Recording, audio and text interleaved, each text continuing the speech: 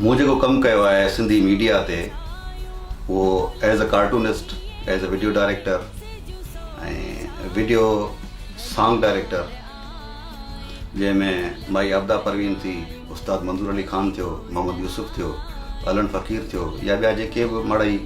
के त वीचारा हिन दुनिया मां पंहिंजो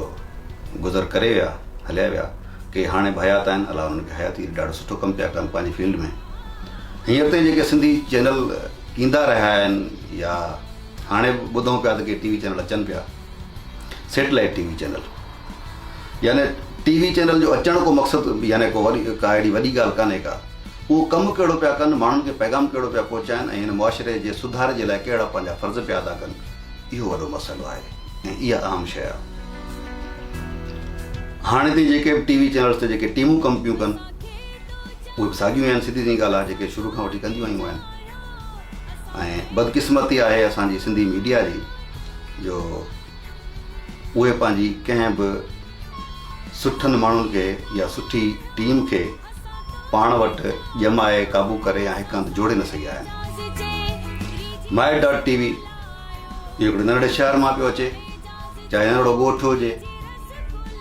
शहर ॻोठ मुल्क धरती वतन इहे सभु शयूं अहम आहिनि, पर इन खां पोइ वॾी जेका अहम शइ आहे या अहम जेका ॻाल्हि आहे उहा इहा आहे त उहो कमु कहिड़ो पिया कनि। जेकॾहिं वॾे कराची शहर में रही, इस्लामाबाद, लाहौर या पिंडीअ में रही करे या हैदराबाद में रही करे उहो कमु न करे सघिजे ऐं उहो कमु कंहिं नंढड़े ॻोठ में रही करे कजे ऐं उहो उन सॼे वॾनि चैनलनि खां या वॾे शहरनि खां वधीक हुजे त मां सम्झां थो त उहो वधीक बहितरु आहे। उहो नंढो ॻोठु, नंढो शहर, उन्हनि वॾनि शहरनि खां जिते मयारी कमु न पियो थिए। सो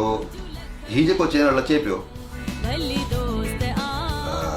my.tv, इन मां उमेदु आहे त हीअ सुठी टीम जोड़ींदा, छाकाणि त आहे सोशल मीडिया जो दौरु। हींअर माना टी वी चैनल खे तमामु घटि माण्हू पिया ॾिसनि, ख़ासि तौर ते उहे पिया ॾिसनि जेके ड्रामा ठाहिनि पिया, ॾिसनि कोई पाण पिया।